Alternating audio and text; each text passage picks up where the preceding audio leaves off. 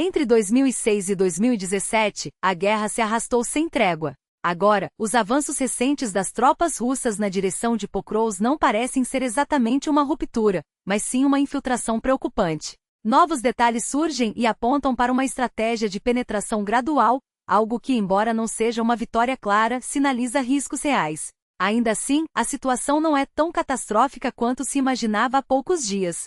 As forças armadas ucranianas insinuam uma estabilização no fronte, enquanto analistas discutem como Moscou conseguiu esses movimentos. A resposta está na escassez de efetivos na defesa ucraniana e em uma nova tática russa de avanços sorrateiros.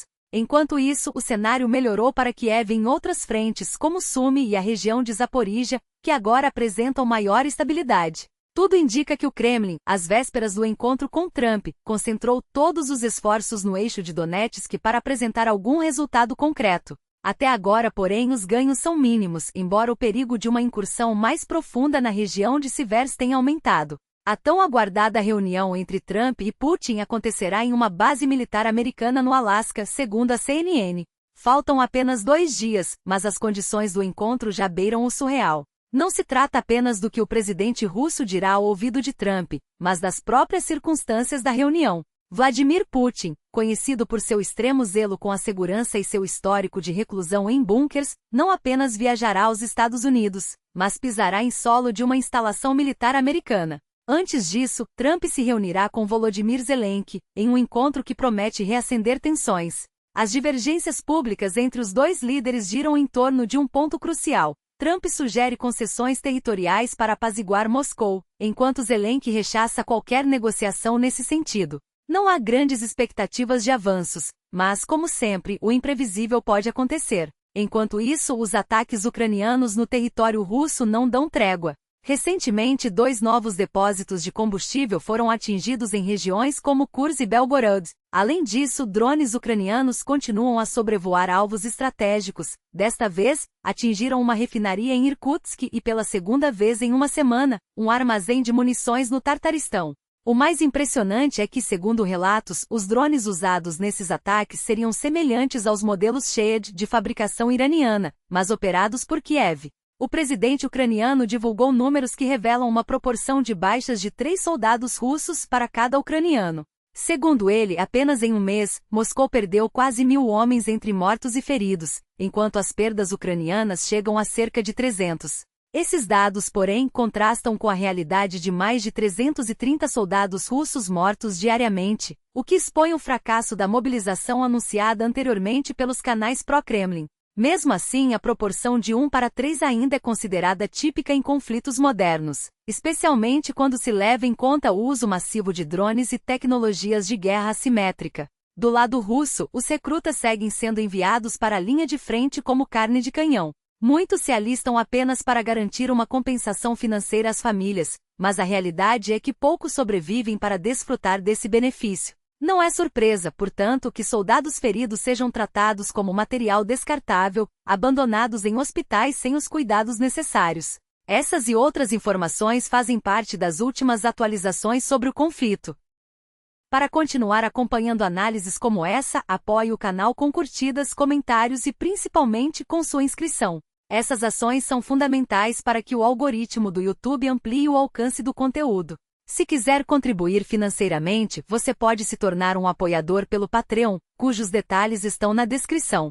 Outra forma de ajudar é adquirindo um serviço de VPN confiável, como o NVPN, que permite contornar bloqueios de plataformas como YouTube, Twitter e Instagram. Recentemente surgiram rumores de que as autoridades russas estariam restringindo chamadas de voz em aplicativos como WhatsApp e Telegram, o que tornaria o uso de uma VPN ainda mais essencial. O NVPN, recomendado aqui, oferece segurança e qualidade, e sua aquisição e uso continuam legais na Rússia.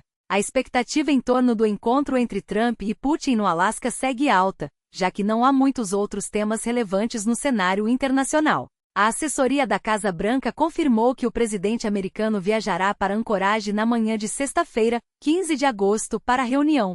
Durante um briefing, a porta-voz Karine Jean-Pierre declarou que Trump estará preparado para ouvir Putin, mas também expressou a esperança de que uma futura reunião trilateral, com a participação de Zelensky, possa ocorrer. Ela ainda mencionou que Trump teria planos de visitar a Rússia em algum momento. Enquanto isso, Zelensky reafirmou sua posição contrária a qualquer negociação bilateral entre Estados Unidos e Rússia sem a presença da Ucrânia. O líder ucraniano deixou claro que qualquer diálogo futuro deve ocorrer em formato trilateral, pois, sem a participação de Kiev, os acordos não terão legitimidade. Ele alertou que um encontro exclusivo entre Trump e Putin poderia beneficiar os interesses russos, já que o objetivo de Putin seria apenas obter uma foto ao lado do líder americano e sair do isolamento internacional. Em meio à falta de novidades concretas sobre as negociações, algumas notícias começam a surgir sem qualquer fundamento. Um exemplo é a especulação de que a Ucrânia estaria disposta a ceder territórios já ocupados pela Rússia. Segundo um canal no Telegram, citando fontes europeias, Kiev estaria considerando encerrar as hostilidades em troca do reconhecimento de facto do controle russo sobre as regiões de Luz, Donetsk e Zaporizhia, Kherson e Crimeia. No entanto, quem acompanha de perto as posições ucranianas sabe que essa não é uma novidade. A Ucrânia sempre defendeu um cessar-fogo baseado nas linhas de frente atuais, com garantias de segurança e a promessa de não retomada dos combates.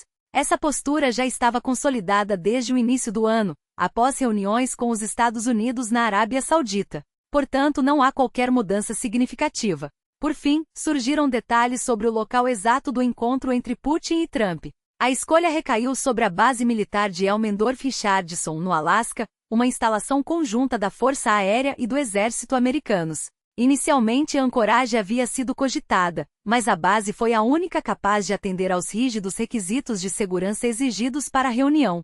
O governo americano tentou evitar que Putin e sua comitiva pisassem em uma instalação militar dos Estados Unidos, mas ao que parece não houve alternativa. A situação por si só já é motivo de estranhamento. Um líder conhecido por sua paranoia com segurança aceitando se reunir em território tão sensível. Resta saber o que essa escolha revela sobre as verdadeiras intenções por trás do encontro.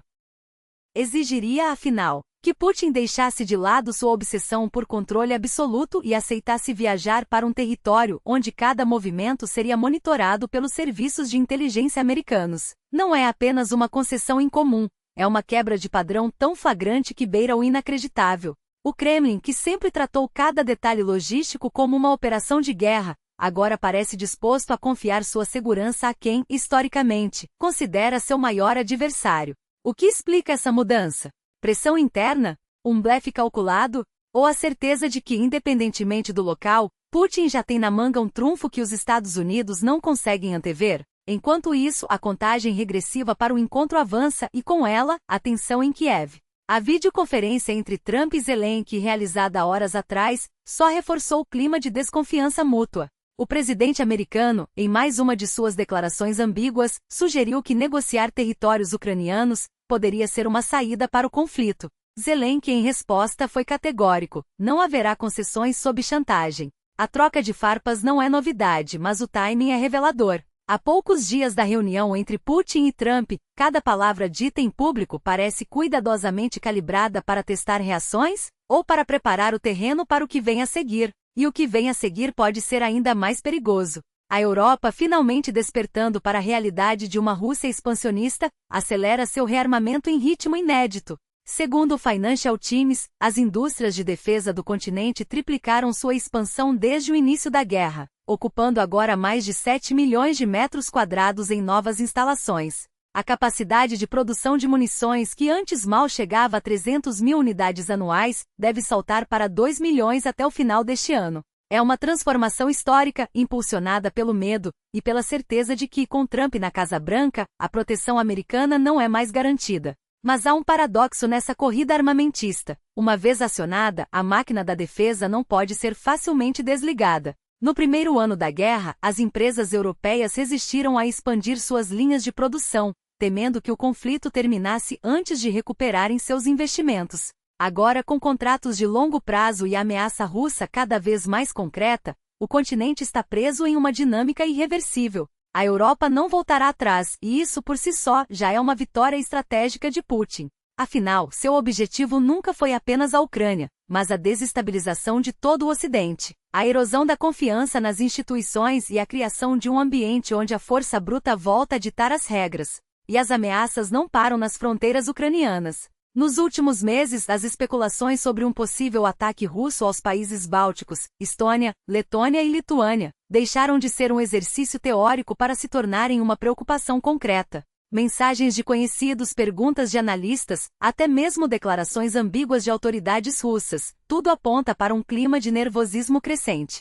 Putin não é um estrategista previsível, mas é metódico. Ele testa limites, explora fraquezas e, acima de tudo, age quando acredita ter vantagem. E hoje, com Trump no poder, ele pode calcular que os Estados Unidos não intervirão a tempo, ou que os próprios aliados europeus hesitarão em arriscar uma escalada nuclear. Os países bálticos, é verdade, estão se preparando. Fortificam fronteiras, aumentam seus contingentes militares e buscam o apoio da OTAN. Mas a realidade é dura. Suas forças armadas, por mais determinadas que sejam, não têm capacidade para conter uma investida russa em larga escala. Um único corpo de exército russo, com apoio aéreo e artilharia pesada, poderia avançar rapidamente em direção a uma capital báltica. As chances de sucesso variam. Na Lituânia, por exemplo, tem terreno mais favorável à defesa, mas o risco existe. E Putin sabe disso. Enquanto o mundo espera pelo encontro entre os dois líderes, a Ucrânia vive seu momento mais crítico desde o início da invasão. As forças russas, cientes de que uma trégua negociada por Trump poderia congelar suas conquistas, intensificaram os ataques em todas as frentes. Cada metro quadrado disputado agora pode se tornar moeda de troca em futuras negociações. Para os soldados ucranianos, isso significa mais baixas, mais exaustão, mais pressão. E para o Ocidente, um dilema: até quando será possível sustentar o apoio militar sem um plano claro para a vitória? É por isso que iniciativas como a da Terceira Brigada de Assalto Independente são tão vitais. Em um vídeo divulgado recentemente, seus combatentes pedem ajuda para adquirir drones de reconhecimento de artilharia, ferramentas essenciais para equilibrar a batalha contra um inimigo com superioridade numérica. Precisamos de 4 unidades do Autel Evo Max 4N, dizem eles, com a urgência de quem sabe que cada segundo conta. O que vocês doarem hoje pode salvar vidas amanhã. As doações podem ser feitas via Monoban, Privabank, PayPal ou criptomoedas, como sempre. Cada contribuição é um ato de resistência, e um lembrete de que enquanto Putin e Trump jogam seu xadrez geopolítico, são os ucranianos que pagam o preço em sangue. A história não perdoa quem fecha os olhos para a realidade. E a realidade, hoje, é que a guerra na Ucrânia não é mais um conflito regional, mas um ponto de inflexão para a ordem mundial.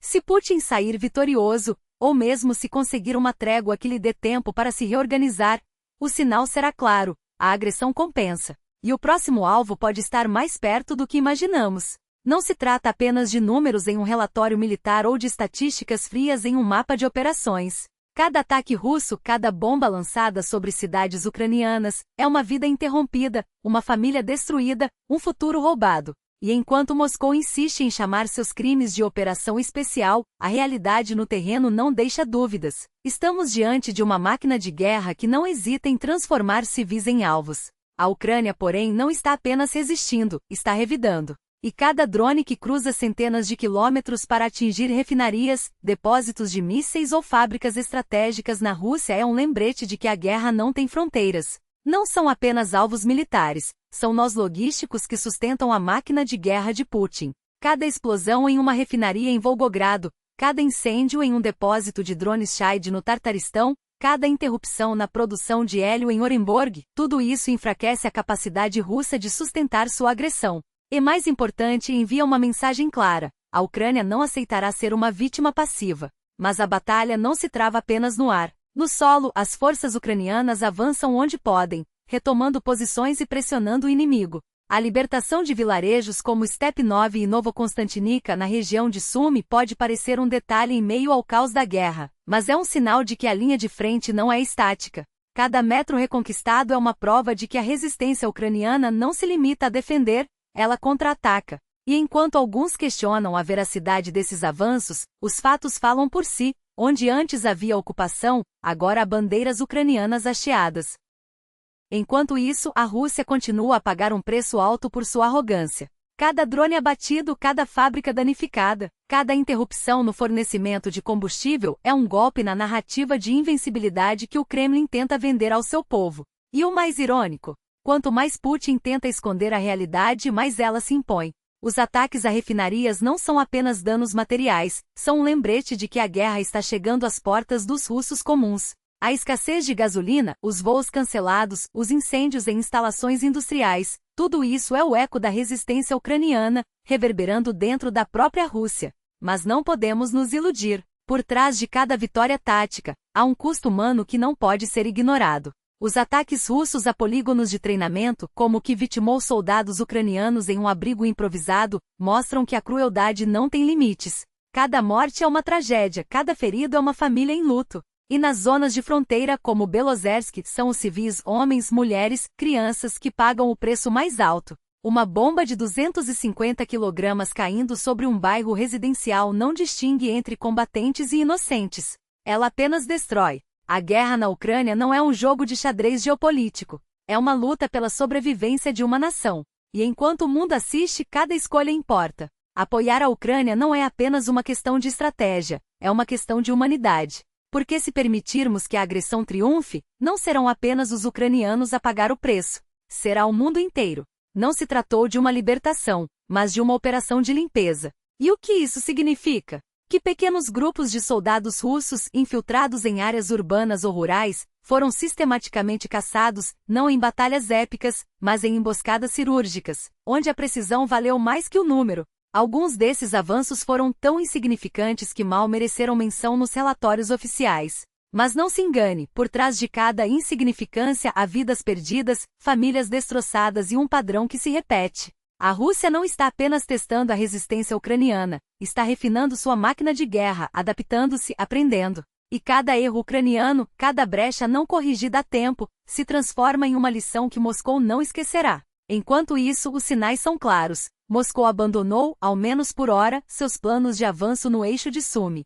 As forças que ali estavam concentradas estão sendo redistribuídas, 5.000 soldados para o fronte de Zaporíjia, 7.000 para Pokrovsk, outros 5.000 para áreas próximas. E não são tropas quaisquer, são as brigadas de elite, aquelas que até recentemente operavam no setor de Kursk. Se essa movimentação se concretizar, o que veremos nas próximas semanas não será um aumento de ataques russos, mas uma mudança de foco. Uma pausa estratégica? Talvez. Mas também um sinal de que o Kremlin está disposto a sacrificar quantidade por qualidade, concentrando seus melhores recursos onde acredita que a resistência ucraniana é mais frágil. E é justamente nesses pontos que a situação se torna crítica. O avanço russo em direção a Pokrovsk não é apenas uma manobra tática, é um teste de resistência. Há semanas, analistas e comandantes ucranianos descreviam o cenário com pessimismo crescente. Agora, as mensagens são mais cautelosas, até otimistas em alguns casos. Grupos inimigos foram eliminados, relata um oficial ucraniano. Aqueles que tentavam se consolidar foram repelidos, afirma outro. Mas não se iluda, por trás dessas palavras há uma realidade brutal. Cada metro conquistado pelos russos é pago com sangue, cada posição recuperada pelos ucranianos exige um preço que poucos estão dispostos a calcular. A verdade é que a linha de frente ucraniana está sob pressão como nunca. Com menos de 80 soldados por quilômetro em alguns setores, a defesa se apoia em uma combinação de artilharia, drones e táticas de guerrilha. As brigadas ucranianas evitam confrontos diretos sempre que possível, preferindo desgastar o inimigo à distância. E funciona. 80 a 90% das baixas russas são causadas por bombardeios de precisão, não por combates corpo a corpo. Mas Moscou aprendeu. Se antes suas tropas avançavam em ondas, agora se infiltram em pequenos grupos, explorando brechas, buscando pânico, não confronto. É uma guerra de sombras, onde o inimigo não ataca de frente, mas se esgueira pelas laterais, pelas retaguardas, pelos pontos cegos. E quando esses grupos conseguem romper as linhas como aconteceu em Pokrovsk, o resultado é devastador. Não são batalhões inteiros avançando, mas dezenas de soldados, às vezes menos, movendo-se com rapidez, sem apoio pesado, mas com um objetivo claro: desestabilizar. Alguns são capturados, outros eliminados. Mas o dano já está feito. Porque cada infiltração bem-sucedida é um lembrete de que a guerra não se decide apenas no campo de batalha, mas na capacidade de antecipar, de adaptar, de resistir quando tudo parece perdido. A Ucrânia não está apenas lutando contra um exército. Está lutando contra uma máquina que aprende, que se reinventa, que transforma cada derrota em uma nova estratégia. E enquanto o mundo hesita, enquanto alguns ainda debatem se vale a pena apoiar Kiev, a realidade no fronte não espera. Cada dia de indecisão é um dia a mais para que a Rússia aperfeiçoe seus métodos. Cada hora sem reforços é uma hora a mais para que suas tropas encontrem novas brechas. A guerra não é vencida apenas com armas. É vencida com determinação, com unidade, com a certeza de que desistir não é uma opção. Porque se a Ucrânia cair, não será apenas uma nação a ser apagada do mapa. Será a prova de que a agressão compensa. E esse é um preço que o mundo não pode se dar ao luxo de pagar. O fronte não espera, e a guerra não se ganha apenas com mapas. Cada linha traçada no papel é uma ilusão quando o inimigo se move como sombra entre as brechas. A Rússia não precisa de um avanço espetacular para vencer. Basta corroer, infiltrar, desgastar. E é exatamente isso que está fazendo. Grupos de sabotagem, pequenos mas letais, deslizam por trás das linhas ucranianas como fantasmas. Não são exércitos em marcha, mas células de 20, 30 homens, veteranos das milícias de Donetsk, homens que conhecem cada ravina, cada estrada secundária, cada ponto cego onde os drones não chegam. Eles não buscam conquistar cidades. Buscam semear o caos, emboscadas, ataques relâmpago, retirada antes que a resposta chegue. E cada vez que isso acontece, a Ucrânia é forçada a desviar tropas, a reforçar posições, a gastar munição e energia em uma guerra de guerrilha que não estava nos planos. O problema não é apenas que esses grupos existem. É que eles expõem uma verdade incômoda. A linha de frente ucraniana não é uma muralha. É uma rede frágil, sustentada por pelotões esparsos, por soldados exaustos, por posições mantidas mais por teimosia do que por estratégia. Quando um grupo de sabotadores avança 10, 15 quilômetros sem ser detectado, não é um erro pontual, é um sintoma. Um sintoma de que a defesa está esticada até o limite, de que não há reservas para tapar os buracos, de que cada homem conta, e cada homem perdido é um elo a menos na corrente. A Rússia entendeu isso. Enquanto o Ocidente debate números de tanques e mísseis, Moscou aperfeiçoa a arte da erosão. Não são necessários blindados para romper uma linha quando ela já está porosa. Basta um punhado de homens em motos, um drone para desviar a atenção, uma bomba planadora para abrir caminho. E de repente, o que parecia uma posição sólida se transforma em um queijo suíço, cheio de buracos, mas ainda de pé. Por enquanto. O perigo não é o avanço em si. É o que ele representa, a capacidade russa de explorar fraquezas sem precisar de uma ofensiva massiva. Cada infiltração bem-sucedida é um teste, uma sondagem. E cada vez que a Ucrânia não consegue eliminá-las a tempo, a mensagem é clara. O inimigo pode ir mais fundo, pode chegar a Kramatorsk, pode ameaçar Sloviansk, pode transformar uma linha defensiva em um colapso em câmera lenta. Mas o pior não é o que a Rússia faz, é o que a Ucrânia não pode fazer. Não há reservas para contra-atacar. Não há infantaria suficiente para cobrir todos os flancos. Não há margem para erros. Cada decisão se torna um dilema. Recuar para encurtar a linha e economizar forças, ou manter posições insustentáveis e arriscar um colapso. Cada ordem de não ceder um palmo pode ser a diferença entre resistir e desmoronar. E cada vez que um comandante opta por segurar uma posição indefensável, ele não está apenas arriscando suas tropas, está alimentando um ciclo de desconfiança.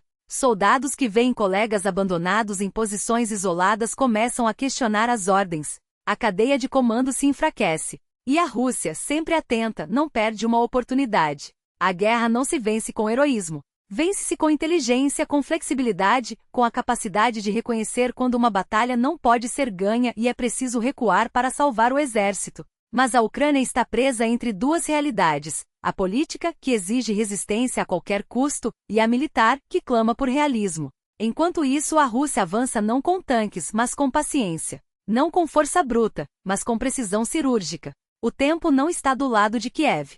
Cada dia sem reforços é um dia em que Moscou aperfeiçoa suas táticas. Cada hora sem uma resposta estratégica é uma hora a mais para que o inimigo encontre o ponto fraco. E quando esse ponto for encontrado, não se iluda, não será uma brecha. Será uma avalanche. Eis a realidade nua e crua. Enquanto o mundo debate teorias, a Rússia age. Não há dilema entre o norte ou o sul, entre avançar ou recuar. Há apenas o relógio que não para, e um inimigo que não hesita. Os próximos dias não serão apenas reveladores, serão decisivos. E o sinal está claro. Por mais vitais que sejam os drones, por mais heróicos que sejam os soldados ucranianos, eles não podem, sozinhos, tapar o buraco que se alarga no fronte. Não podem compensar a falta de munição, a escassez de reservas, a lentidão das decisões políticas. A guerra não se vence com coragem apenas. Ela se vence com recursos, com estratégia, com a frieza de quem entende que cada minuto conta. E Moscou entende isso melhor do que ninguém. Enquanto Kiev espera por sinais de Washington ou Bruxelas, Putin já está jogando suas cartas no tabuleiro das negociações. A reunião de 15 de agosto com Trump não é um detalhe, é o cenário que o Kremlin desenhou com cuidado. Cada quilômetro conquistado, cada cidade sitiada, cada coluna de fumaça no horizonte é uma mensagem. A Rússia está perto de quebrar a resistência ucraniana. Não importa se é verdade ou blefe. O que importa é que Trump, com sua retórica de acabar com a guerra em 24 horas, já demonstrou que pode ser convencido. E Putin sabe que um presidente americano disposto a ceder é uma oportunidade que não se desperdiça. Enquanto isso, no terreno, a realidade é ainda mais brutal. Em Pokrovsk, 1.300 civis resistem em um pesadelo sem fim. O último supermercado fechou. A água potável é um luxo. A ajuda humanitária chega a conta-gotas quando chega. E os obuses russos não dão trégua. Mas o pior ainda está por vir. Quando a cidade cair, e ela cairá, a menos que algo mude radicalmente, os bombardeios não cessarão. Apenas se tornarão mais precisos, mais letais. Porque, para Moscou, civis não são vítimas. São alvos. E cada vida perdida é um argumento a mais na mesa de negociações. No entanto, nem tudo são más notícias. Em Stepnoyarsk, as forças ucranianas contra-atacaram com ferocidade, expulsando os invasores e retomando posições-chave. É uma vitória tática, sim, mas também um lembrete. Quando Kiev tem os meios, consegue reverter o jogo. O problema é que esses meios estão se esgotando. A cada dia, a Rússia avança mais rápido. Nos últimos 7 dias, conquistou 144 km², um ritmo 5 vezes maior do que nas semanas anteriores. Não é um salto operacional, mas é um sinal de que o inimigo está ganhando fôlego. E fôlego em uma guerra de desgaste é tudo. Os números não mentem. Zelensky apresentou os dados frios: 968 baixas russas em um único dia, 518 mortos, 428 feridos, 9 prisioneiros. Do lado ucraniano, 340 baixas, 160 mortos, 230 feridos, 70 desaparecidos. A proporção é assustadora, 1,1 feridos para cada morto no lado russo, contra 1,3 no ucraniano. Isso não é apenas uma estatística. É um retrato da carnificina. É a prova de que, enquanto a Ucrânia consegue evacuar e tratar seus feridos, a Rússia os abandona à própria sorte.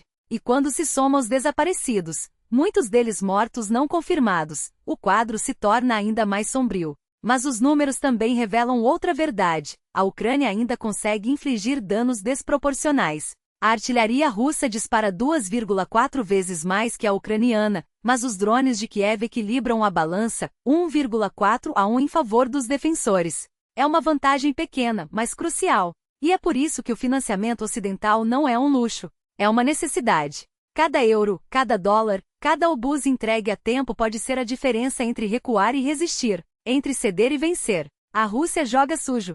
Usa civis como escudo, negocia com um olho no campo de batalha e outro na Casa Branca, e avança enquanto o Ocidente debate. Mas a Ucrânia não pode se dar ao luxo de esperar. O tempo não está do seu lado. E cada dia perdido é um dia em que Putin se aproxima de seu objetivo, não apenas conquistar território, mas quebrar a vontade de um povo.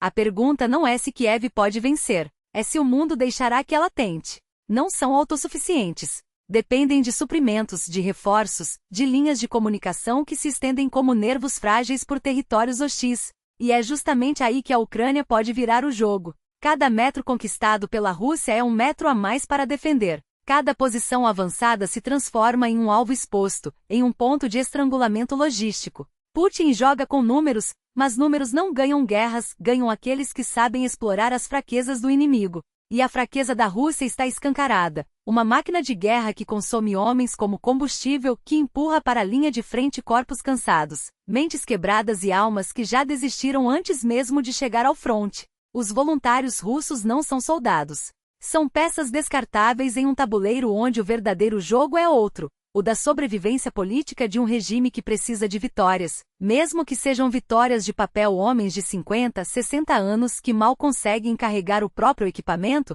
são enviados para morrer em ataques sem sentido, enquanto os verdadeiros combatentes, aqueles que ainda têm algo a perder, são obrigados a arrastá-los como peso morto. Cada baixa russa não é apenas um corpo a menos, é um fardo a mais para os que ficam, um erro tático que se multiplica, uma brecha que a Ucrânia não pode deixar de explorar. A guerra moderna não se vence com carne de canhão. Se vence com inteligência, com precisão, com a capacidade de transformar cada fraqueza do inimigo em uma oportunidade. A Rússia aposta na exaustão, na ideia de que cedo ou tarde, o Ocidente se cansará, de que a Ucrânia se renderá por esgotamento. Mas exaustão é uma estratégia de quem não tem outra. E a Ucrânia tem. Tem drones que enxergam no escuro. Tem artilharia que acerta alvos a quilômetros de distância. Tem soldados que lutam por suas casas, suas famílias, seu futuro, não por um salário miserável ou pela promessa de um enterro digno. Tem, acima de tudo, a vantagem moral, a certeza de que, desta vez, o mundo não pode se dar ao luxo de olhar para o outro lado. Porque se a Ucrânia cair, não será apenas Kiev que perderá. Será a Europa. Será a ordem que, apesar de todos os seus defeitos, ainda nos protege da barbárie. A Rússia avança porque o Ocidente hesita. Porque cada decisão é adiada, cada envio de armas é negociado como se fosse um favor, não uma necessidade. Porque ainda se acredita que Putin pode ser apaziguado, quando a história já provou, inúmeras vezes, que homens como ele só entendem uma linguagem, a da força. Não é hora de debates intermináveis.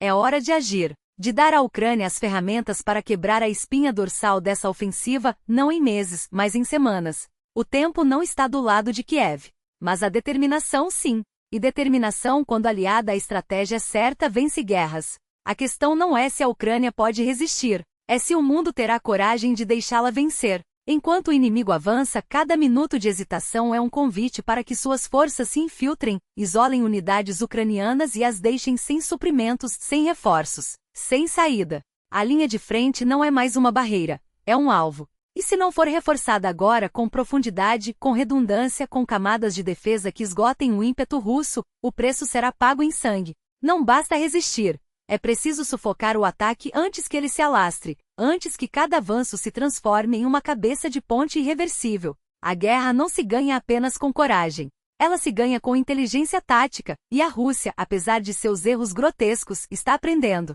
Seus drones não são mais brinquedos, são olhos que não piscam, vigilância constante que transforma cada movimento ucraniano em um risco calculado. Eles patrulham, identificam, atacam. E enquanto Kiev ainda debate como neutralizar essa ameaça, Moscou já aperfeiçoa sua próxima jogada. A resposta não pode ser passiva. Não pode ser esperar que o inimigo se canse. Tem que ser ativa, cegar seus drones, caçar seus operadores, transformar cada metro conquistado em uma armadilha. Mas há algo mais perverso nessa guerra do que as táticas russas. É o desprezo sistemático pela vida de seus próprios soldados. Homens usados como carne de canhão, descartados assim que deixam de ser úteis. Feridos abandonados em hospitais que mais parecem depósitos de corpos. Famílias que imploram por justiça e recebem em troca burocracia, mentiras e impunidade. A Rússia não vê seus soldados como pessoas, vê como números, como recursos a serem gastos até o último suspiro. E enquanto o mundo assiste, ela continua a queimar vidas em nome de uma ambição que não tem limites. A Ucrânia não pode se dar ao luxo de repetir os mesmos erros. Não pode permitir que a complacência transforme pequenas brechas em rotas de invasão. Cada drone russo abatido, cada operador eliminado, cada rota de suprimentos interrompida é um golpe no moral do inimigo. Mas isso exige mais do que armas, exige uma mudança de mentalidade. Exige que se aceite que esta guerra não será vencida apenas com heroísmo, mas com frieza, com adaptação constante, com a disposição de fazer o que for necessário para quebrar a máquina de guerra russa antes que ela quebre a Ucrânia. O tempo está se esgotando. E a pergunta não é se Kiev tem força para resistir, é se o mundo terá a coragem de garantir que ela não precise resistir sozinha.